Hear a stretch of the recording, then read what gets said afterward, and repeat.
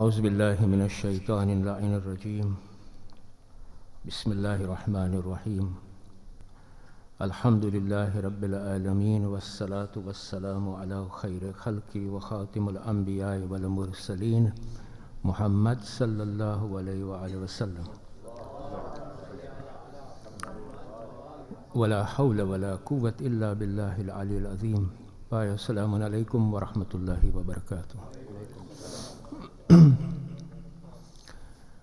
ગયા અઠવાડિયે જે ડિસ્કશન ચાલુ હતું જેના ઉપર આપણે ચર્ચા કરી હતી, જે વિષય હતું intellectual paradigm of the શહાદત of Imam Husain અલૈહિસ્સલામ. તો આપણે એ ચર્ચા આજે પણ થોડું ઘણું આગળ કરશું. ભાઈઓ, પૈગંબરો, આપણા રસૂલો આપણી પાસે આવ્યા તો અમુક મુદ્દાઓ હતા કે જે આપણને એ લોકોને સમજાવવું પડ્યું હતું. એમાં એક મુદ્દો એ હતો કે આપણને સમજાવવાનું હતું કે ઇન્સાન શું છે, what is and who is a human being. ઇન્સાનિયત શું છે, હ્યુમેનિટી શું છે, દુનિયા શું છે, અને ઇન્સાન અને દુનિયાનું જે રિલેશનશિપ છે એ કેવું હોવું જોઈએ, સંબંધ કેવો હોવો જોઈએ. તો ભાઈઓ, જો આ આપણી જો સમજણી હોય અને આપણે જો સરખી રીતે સમજ્યા હોય તો આપણને એ પણ સમજાશે કે એક ઇન્સાન પોતાનો માલ, પોતાનો જાન, પોતાનો પરિવાર શા માટે પ્રિન્સિપલ ઉપર કે દિન ઉપર બલિદાન કરે છે, સેક્રિફાઈસ કરે છે. અને જો આપણે આના ઉપર વધારે ઊંડો પણ વિચાર કરીએ તો આપણને એ પણ સમજાશે કે ઇમામ હુસૈન અલૈહિસ્સલામની જે શહાદત હતી એમાં ઘણા કારણો હતા. એમાં અમુક કારણો આપણે સમજી શકશું, કારણ કે ઇમામ હુસૈન અલૈહિસ્સલામની શહાદત એક બહુ, એના મિનિંગ જે છે એ એક બહુ ઊંડો મિનિંગ છે અને બહુ પહોળો મિનિંગ છે. અમુક કારણો એમાંથી આપણે સમજી શકશું જો આપણને ખબર પડે કે ભાઈ ઇન્સાન શું છે, ઇન્સાનિયત શું છે, અને ઇન્સાન અને દુનિયાનો સંબંધ કેવો હોવો જોઈએ, શું હોવો જોઈએ. આપણે જ્યારે ઇતિહાસ વાંચશું ત્યારે આપણને એમાંથી જાણવા મળશે કે ઇતિહાસમાં એટલા બધા દિવસો આપણને શીખવાના છે, જોવાના છે. એમાં તમે જોશો તો હઝરત આદમ અલૈહિસ્સલામનો તર્કે અવલાના તકલીફોના દિવસો હતા. હઝરત નૂહના તોફાન, જે વરસાદના તોફાનો દિવસો હતા. હઝરત ઇબ્રાહીમ અલૈહિસ્સલામના આગના દિવસો હતા. એવી જ રીતે નબી ઈસા, નબી મૂસા અને આપણા રસૂલ ખુદા સલ્લલ્લાહુ અલૈહિ વસલ્લમ ના તકલીફોના દિવસો હતા. પણ રસૂલ ખુદા સલ્લલ્લાહુ અલૈહિ વસલ્લમે શું કહ્યું હતું કે જે જ્યારે બોલતા હતા ત્યારે પોતાના ડિઝાયરથી નહોતા બોલતા. એણે શું કહ્યું કે ઇમામ હુસૈન જેવો દિવસ એકે દિવસ નથી. There is no day like the day of Imam Husain અલૈહિસ્સલામ. તો આના ઉપરથી આપણને ખબર પડશે કે ઇમામ હુસૈન અલૈહિસ્સલામની શહાદત કેટલી અઝમત હતી, અઝીમ હતી. અને ક્યારે ખબર પડે કે જ્યારે આપણને ખબર પડે કે ઇન્સાન શું છે, ઇન્સાનિયત શું છે, અને એનો સંબંધ દુનિયા સાથે શું છે. તો એ એનાલિસિસ કરવા માટે, એ મારો આજે સબ્જેક્ટ છે અને આપણે આગળ વધશું. એ એનાલિસિસ કરવા માટે આપણનો પહેલો રેફરન્સ કયું હોવું જોઈએ? રેફરન્સ હોવું જોઈએ કુરાન શરીફ, કુરાન મજીદ.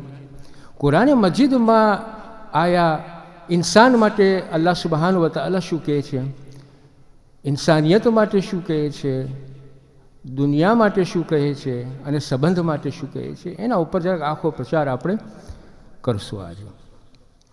તો કુરાન આપણને પેલું સમજાવે છે કે ઇન્સાન, તું સમજ કે તું ક્યાંથી આવ્યો છો અને તું ક્યાં જઈ રહ્યો છો અને તું ક્યાં પહોંચવાનો છો. એ ઇન્સાન, તું એ પણ યાદ રાખ કે તું મારી સાથે, જ્યારે મેં તને પૂછ્યું હતું કે તારો રબ કોણ છે, ત્યારે તે કહ્યું હતું કે મારો રબ અલ્લાહ સુબહાન વ તઆલા છે. હું તને યાદી અપાવું છું કે તું એમ કહ્યું હતો. એ ઇન્સાન, મેં તારામાં સારું અને બુરું જોવાનું એક તાકાત રાખી છે, અને જો એ તું સમજણી સાથે આ તાકાત યુઝ કરીશ તો એક મંઝિલ ઉપર પહોંચીશ કે જે ફેરિશ્તાઓથી પણ આગળ છે.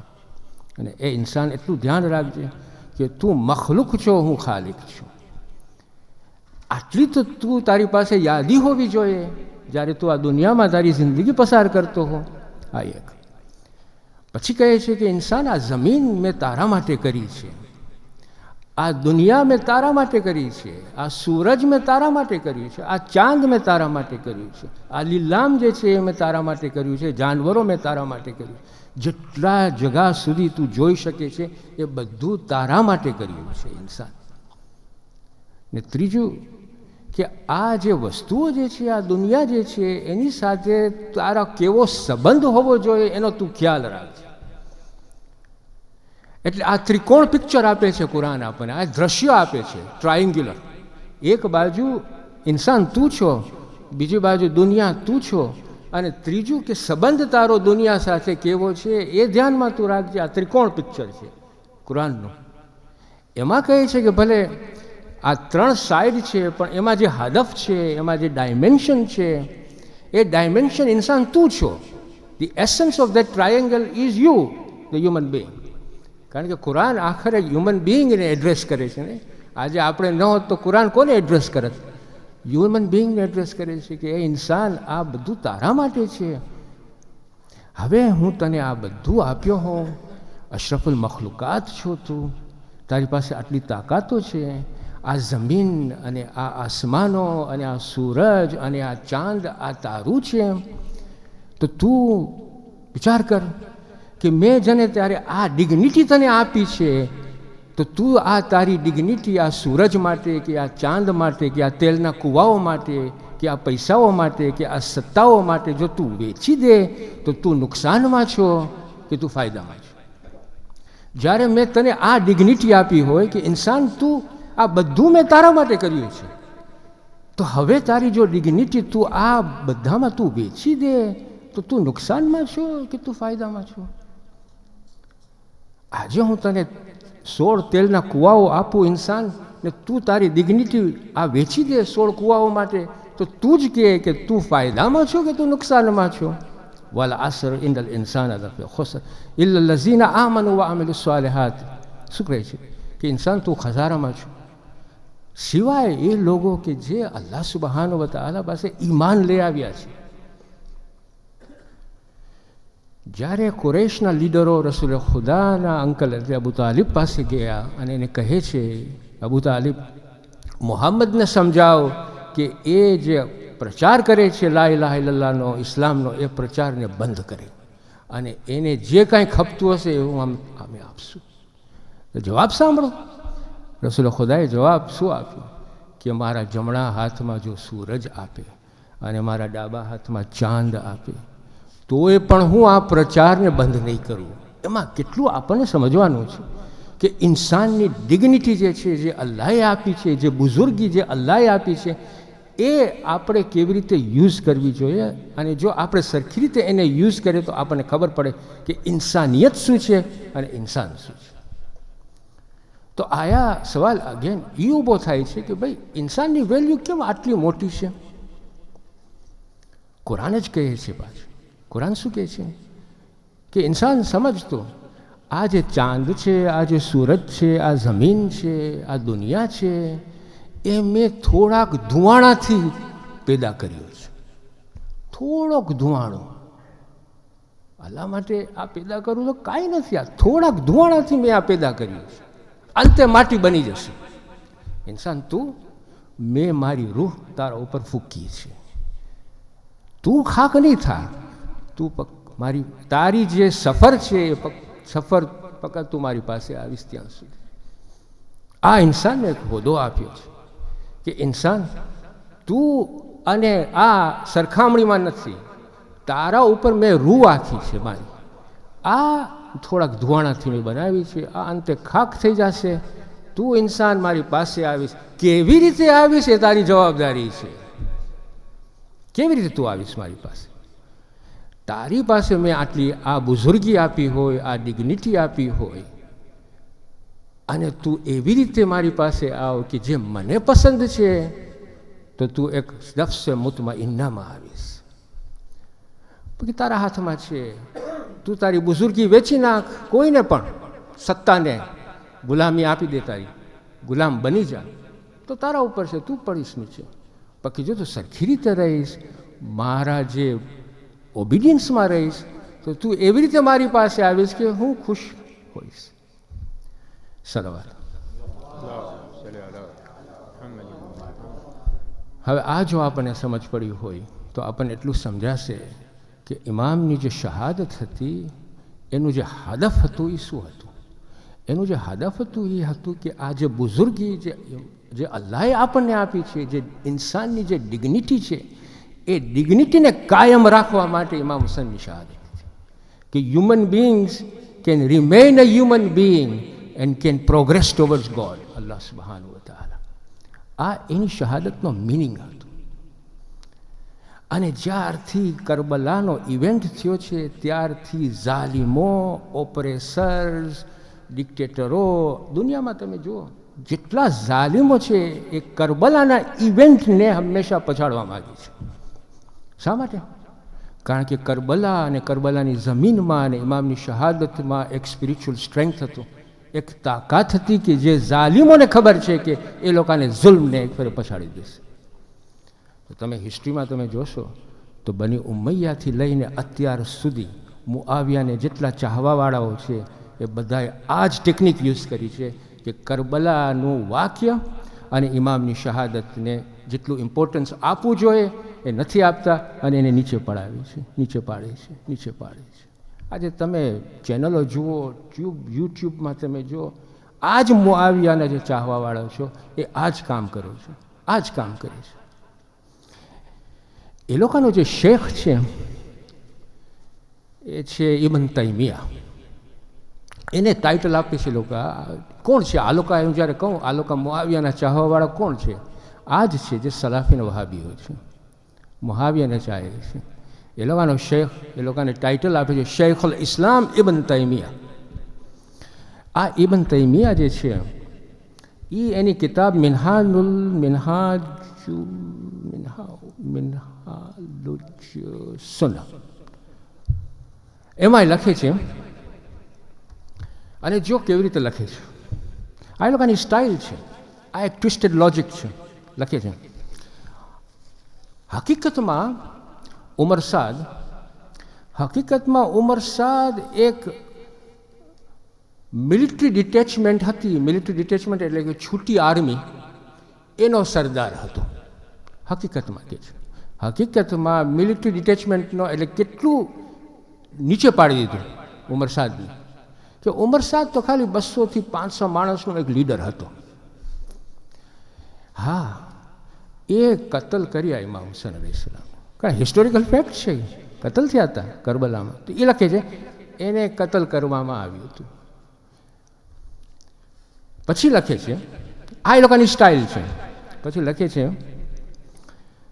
કે હા, ઉમર સાદ ખોટો હતો. જો કેવી રીતના લખે, he was a wrong doer, ખોટો હતો. અને લખે છે કે રિલિજનમાં એટલો બધો નહોતો જેટલો એ દુનિયામાં હતો. પછી આગળ વધે છે, પણ આ શિયા જે છે એને રિફર કરે છે કોણ? મુખ્તારને. આ મુખ્તાર છે એના કરતાં ઉમર સાદનો ગુનો ઓછો હતો. વિચાર કરો તમે, આવું લખે છે, ઉમર સાદનો ગુનો ઓછો હતો. શા માટે? કારણ કે મુખ્તાર કે વેર લેવા ગયો હતો ઉમર સાદનો. મતલબ તમે જુઓ કે ઉમર સાદ જે કામ કર્યું, અસ્તગફિરુલ્લાહ, જે કામ કર્યું એ મુખ્તારે જે કામ કર્યું એનાથી ઓછું હતું, એનો ગુનો ઓછો હતો. એટલે કાતિલ હતો ઇમામ હુસૈન અલૈહિસ્સલામનો, એનો ગુનો ઓછો હતો. એ લખે છે આ ઇબ્ન તૈમિયા. આ એ લોકોનો શેખ છે. જ્યારે આવું લખાય ત્યારે આ લોકોના મગજમાં શું આવે? ભાઈઓ, સવાલ એ થાય છે કે આ લોકોની જે હદીસો છે આહલે સુન્ના વલ જમાતની, એમાં હદીસો આપણને એવી મળે છે, મુતવાતિર અને સહી હદીસો મળે છે કે જેમાં આપણે કહી શકીએ કે કરબલાના વાક્યો અને કરબલાની જે શહાદત હતી એ જે શિયાઓ જે ચાહવાવાળા હતા ત્યાંથી શરૂ નહોતો થયો કે કરબલા આટલું ઇમ્પોર્ટન્ટ થઈ ગયું. નહીં, અલ્લાહ સુબહાનો વ તઆલાને ઇમ્પોર્ટન્સ આપ્યું છે, રસૂલ ખુદાને ઇમ્પોર્ટન્સ આપ્યું છે. અને આ હદીસો એ લોકોની બુક્સમાં છે કે જે આપણને કાઢીને એ લોકોની સામે નાખવાની જરૂર છે કે ભાઈ આ તમારી બુક્સમાં લખેલું છે, આ બધું મુતવાતિર છે, સહી હદીસો છે બધી. અહલે બૈતના ચાહવાવાળાએ કરબલાને મોટું નથી કર્યું. કરબલાને મોટું કરવાવાળો અલ્લાહ સુબહાનો વ તઆલા હતો અને રસૂલ ખુદા હતો. હું ખાલી 3 હદીસ તમારી સામે બોલીશ છે, આપણી પાસે ટાઈમ 3 હદીસો આપીશ તમને. એમાંથી આપણે કહી શકશું કે અહલે સુન્ના વલ જમાત પાસે પણ મુતવાતિર હદીસો છે કે જે કહે છે કે કરબલાનો જમીન અને કરબલાની જે શહાદત થઈ હતી એનું મહત્વ અને ઇમ્પોર્ટન્સ કેટલું છે. પહેલી હદીસ હતી જે એ હદીસ હતી ઇમામ હંબલની, અહમદ બિન હંબલ, બરાબર મુર્તઝાભાઈ, અહમદ બિન હંબલ છે ને, એની બુકમાં લખે છે ફઝાઇલ સહાબા. ને જો આ હદીસ કેની પાસેથી આવી હતી? ઉમ્મે સલમા. ઉમ્મે સલમા કોણ હતા? Mother of the believers. એમ લખે છે કે કદાચ ઉમ્મે સલમા હશે, કદાચ ઉમ્મે આયશા હશે, બેમાંથી એક, પણ મધર ઓફ ધ બિલીવર્સ. એ કહે છે કે રસૂલ ખુદા સલ્લલ્લાહુ અલૈહિ વસલ્લમ કહે છે કે એક દિવસ એક ફિરિશ્તો કે જે કોઈ દિવસ મને વિઝિટ નહોતો કર્યો એ મારી પાસે આવીને મને કહે છે કે તારો દીકરો ઇમામ હુસૈન અલૈહિસ્સલામને મારવામાં આવશે. અને પછી મને માટી આપે છે, એ માટી લાલ કલરની માટી હતી. આટલું સમજ પડી નહીં? આ ફિરિશ્તો આવ્યો, કોની પાસે આવ્યો? અને આ હદીસ મુતવાતિર છે, સહી હદીસ છે એ લોકોની બુક્સમાંથી. કોની પાસે આવ્યો? રસૂલ ખુદા પાસે આવ્યો. શું કહે છે? શહાદતની ઇન્ફોર્મેશન આપે છે અને કહે છે કે આ માટી છે અને માટી લાલ કલરની હતી. તો પહેલાં તો આપણને સવાલ થવો જોઈએ કે ભાઈ લાલ કલરની માટી કેમ? ચાલો, એ આપણે નથી બોલતો. બીજી હદીસ ઉપર જાય. એ હદીસ હતી મુસ્નદ અબુ આલા, એમાં લખેલી છે. એક દિવસ એક માણસ ઇમામ અલી અલૈહિસ્સલામ સાથે જંગે સફીનમાં જતો હતો. જંગે સફીન તમને ખબર છે ને કે શેના માટે હતી? મુઆવિયાની અગેન્સ્ટ હતી આ જંગ. એ માણસ કહે છે કે અમે જ્યારે જંગે સફીન તરફ જતા હતા તો અમારી દિશા એક ફેરે નૈનવા તરફ એટલે કે કરબલા તરફ પહોંચી. તો ઇમામ અલી અલૈહિસ્સલામ શરૂ કર્યા, સબર અબુ અબ્દુલ્લાહ, સબર અબુ અબ્દુલ્લાહ, સબર અબુ અબ્દુલ્લાહ. તો આ માણસને પૂછે છે કે તમે સબર અબુ અબ્દુલ્લાહ શા માટે બોલો છો? અબુ અબ્દુલ્લાહ કોણ છે? સબર અબુ અબ્દુલ્લાહ એટલે શું? ત્યારે ઇમામ અલી અલૈહિસ્સલામ આ માણસને સમજાવે છે કે એક દિવસ હું એક કુમરામાં ગયો, એટલે કે રૂમમાં ગયો, ત્યાં રસૂલ ખુદા જોર જોરથી રડતા હતા, આંસુ આવતા હતા, એટલા બધા આંસુ ગશ થતા હતા. ઓલું ટ્રાન્સલેશન છે કે હી વોઝ ગશિંગ વિથ ટીયર્સ, એટલું બધું રોતા હતા. તો મેં પૂછ્યું, રસૂલલ્લાહ તમે ગુસ્સામાં છો? તમને કોઈ ગુસ્સો કરાવ્યો છે? શા માટે તમે આટલું રડો છો? ત્યારે એણે કહ્યું ઇમામ અલી અલૈહિસ્સલામને, અને આ મુતવાતિર હદીસ છે, આ હદીસ અલોકાની છે, અહલે સુન્ના વલ જમાતની છે. કહે છે કે હમણાં જ હઝરત જિબ્રાઈલ મારી પાસેથી ગયા અને હઝરત જિબ્રાઈલ મને આવીને કહ્યા કે તારો દીકરો ઇમામ હુસૈન અલૈહિસ્સલામને મારવામાં આવશે અને જો તને માટી ખપતી હોય તો હું તને એ માટી આપું, તને સૂંઘવું છે એમ? That means do you want to smell it? એમ નથી કહેતા કે તું સૂંઘ, would you want to smell it? ત્યારે રસૂલ ખુદા કહે છે કે હું એ માટીને સૂંઘ્યો અને ત્યારબાદ હું આ મારી સ્થિતિ થઈ ગઈ છે. તો આપણને સવાલ પૂછવામાં આવે, આજે મુસલમાનોને પૂછવું જોઈએ કે ભાઈ માટી લાલ, માટી સૂંઘે છે, શા માટે સૂંઘે છે? આટલું મહત્વ છે કરબલાનું અને ઇમામની શહાદતનું. આ બીજી હદીસ મુતવાતિર સહી. ત્રીજી હદીસ એ જ બુકમાં છે, એમાં લખે છે કે એક વરસાદનો ફિરિશ્તો અલ્લાહ પાસે રજા માગે છે કે હું ઇમામ હુસૈન અલૈહિસ્સલામને મળવા જાઉં. એને રજા મળે છે. એ ટાઈમે ઇમામ હુસૈન અલૈહિસ્સલામ ઉમ્મે સલમાના ઘરે હતા. આ ફિરિશ્તો આવ્યો રસૂલ ખુદા ઉમ્મે સલમાને કહે છે કે દરવાજા પાસે રહી અને કોઈને તું એન્ટર થવા નહીં દેતી.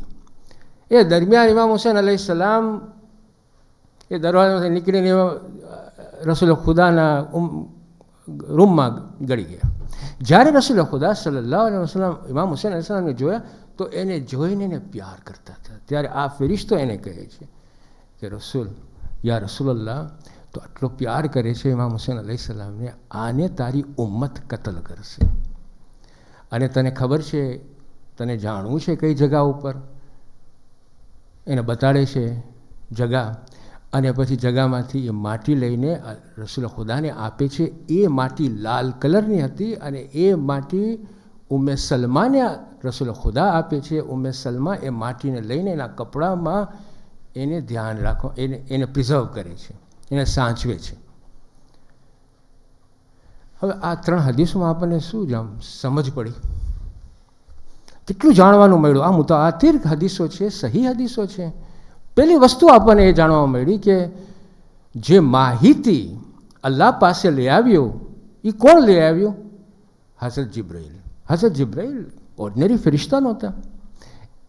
એટલે પહેલાં તો આપણને એ સમજવાનું છે કે એ માહિતી ફર્સ્ટ ફરિશ્તા જે આ માહિતી લઈને રસૂલ પાસે આવ્યા એ હતા જિબ્રાઈલ.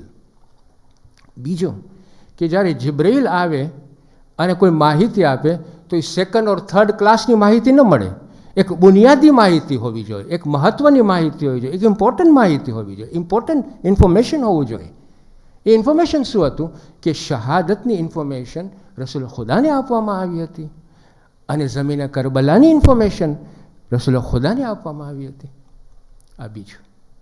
ત્રીજું કે જ્યારે માટી રસૂલ ખુદાને આપવામાં આવી ત્યારે કઈ કલરની હતી? લાલ કલરની હતી. આ અલોકાની. બસ આટલું જ. કટ કરી નાખી, કારણ કે તમે બાંધો છો.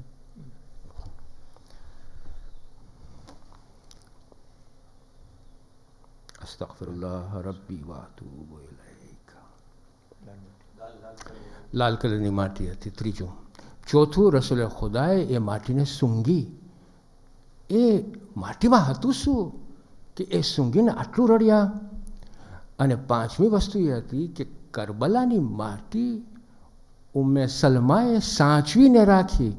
તો આજે જ્યારે આપણે કરબલાની માટીઓ આપણે સાચવે છે તો આપણે શું કહેવામાં આવે છે કે આ તમે ઇનોવેશન કરો છો, આ તમે શિર્ક કરો છો, તમે આ કરો છો. આ ઉમ્મે સલમા હતી, મધર ઓફ ધ બિલીવર્સ. એણે તો કરબલાની માટી સાચવી હતી. આ બધું આપણને એ લોકોને સમજાવવું પડશે ને કહેવું પડશે કે ભાઈ આ મુતવાતિર હદીસો અહીંયા છે, કેમ ભૂલી જાઓ છો તમે? મુઆવિયાના જે ચાહવાવાળો છે એ લોકો બધાને આપણને સમજાવવું પડશે કે આ મુતવાતિર હદીસો છે ને તમે આ ટ્વિસ્ટ કરો છો. ટ્વિસ્ટેડ લોજિક છે આ લોકોની. આ ઇબ્ન તૈમિયા જ્યારે ઊભો થશે ત્યારે બની ઉમૈયા સાથે ઊભો થશે. સલવાત.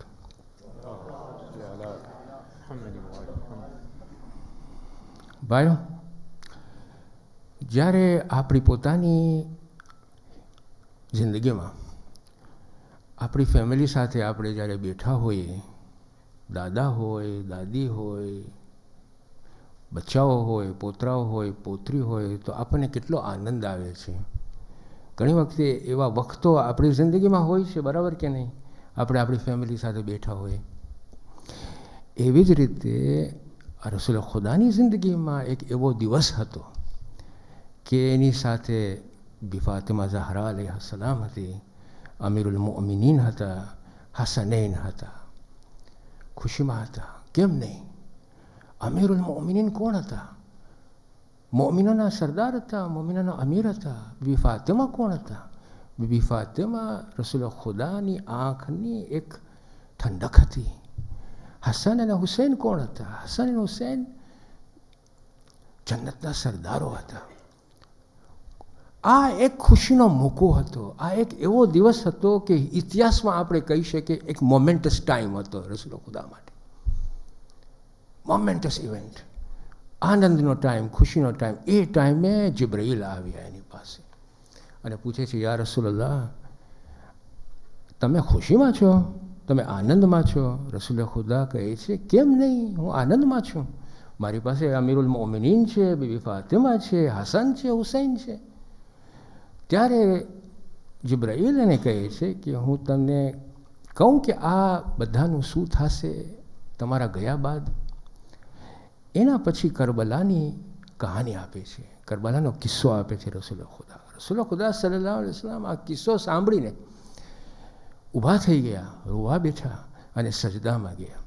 જેટલું રોતા હતા એટલો સજદો વધતો હતો. છેલ્લે બાકી એ લોકોને એમ થયું, જે આજુબાજુ હતા, ઇમામ હુસૈન, ઇમામ હસન, બીબી ફાતિમા, અમીરુલ મોમિનીન, કે શું થયું છે રસૂલ ખુદા. જ્યારે રસૂલ ખુદા સજદામાંથી ઊભા થયા ત્યારે અમીરુલ મોમિનીન પૂછે છે કે યા રસૂલલ્લાહ શું થયું. ત્યારે રસૂલ ખુદા સલ્લલ્લાહુ અલૈહિ વસલ્લમ કહેવા પહેલાં એને કહે છે, આ અહલુલ બૈતને કહે છે કે મારી અહલુલ બૈત, મારી ઝુરિયત, મારી ફેમિલી મેમ્બર્સ, તમે સબર રાખી શકશો? આ બધાય હા પાડે છે. આ બહુ ઇમ્પોર્ટન્ટ વસ્તુ છે જે હું હમણાં તમને કહું છું. બધાય હા પાડે છે કે હા અમે સબર કરશું. ત્યારે આ કિસ્સો જે કરબલાનો હતો અહલુલ બૈતને કહેવામાં આવે છે.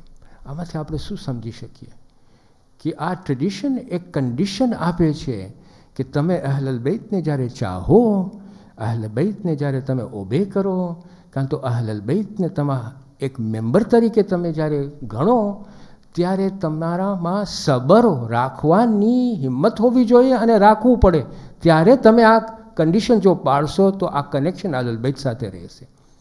મતલબ કહેવાનો એ છે કે જો આપણે અહલુલ બૈતને ચાહતા હોય તો આપણામાં સબર હોવું જોઈએ. આ ટ્રેડિશનનો મતલબ છે. બીબી ઝૈનબ અલૈહિસ્સલામ આ ગેધરિંગમાં નહોતા. એને આ હદીસ કોણે કહ્યું? આ જે ટ્રેડિશન હતી એ એની મા બીબી ફાતિમા ઝહરા અને ઇમામ અલી અલૈહિસ્સલામે એને વાત કરી અને બીબી ઝૈનબ અલૈહિસ્સલામ આ મેમરાઇઝ કર્યા અને પોતે શીખ્યા સબર શું વસ્તુ છે. કારણ કે એણે પોતે જોયું કે બીબી ફાતિમા અલૈહિસ્સલામ ઉપર કેટલો જુલ્મ થયો હતો, એના બાબા અલી ઉપર કેટલો જુલ્મ થયો હતો, એના ભાઈ હસન ઉપર કેટલો જુલ્મ થયો હતો. અંતે બીબી ઝૈનબ અલૈહિસ્સલામ કરબલા પહોંચી છે. કરબલામાં કિસ્સો જે થયો એ થયો.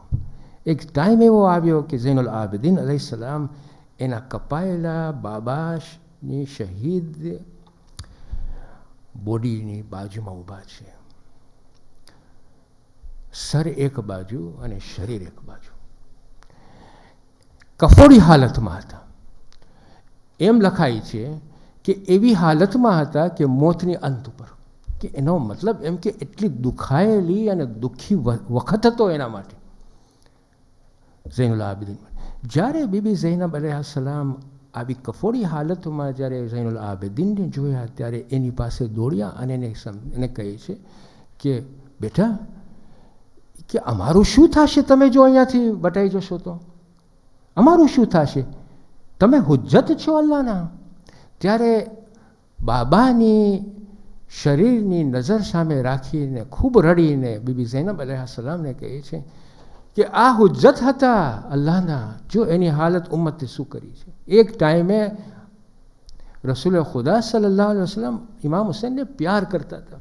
ત્યારે બીબી ઝૈનબ અલૈહિસ્સલામ આ જે ફેમિલીની ગેધરિંગ હતી જિબ્રાઈલ સાથે એને યાદી અપાવે છે ઝૈનુલ આબિદીનને કે જો આ ગેધરિંગ હતી અને આપણે વાયદો કર્યા છે કે કોઈ પણ સર્કમસ્ટન્સીસમાં આપણે હંમેશા સબર રાખશું. ઇન્ના લિલ્લાહી વ ઇન્ના ઇલૈહિ રાજિઉન. ભાઈઓ, આ નાની બેઠક આપણે અલ્લાહ સુબ્હાનહુ વ તઆલા કબૂલ કરે અને આપણે દુઆ કરીએ કે જેટલા બીમારો છે બીમારોને શફાત આપે અને આપણી ફેમિલીમાં જેટલા ગુજરી ગયા છે એ લોકોને અલ્લાહ સુબ્હાનહુ વ તઆલા અહલુલ બૈતની બાજુમાં રાખે. સૂરા ફાતિહા.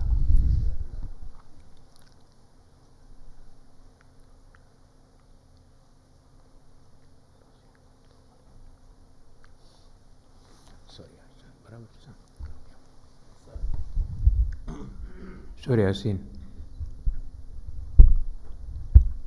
માફ કરજો, ટાઈમ જરા ઓછો છે તો સવાલ જવાબ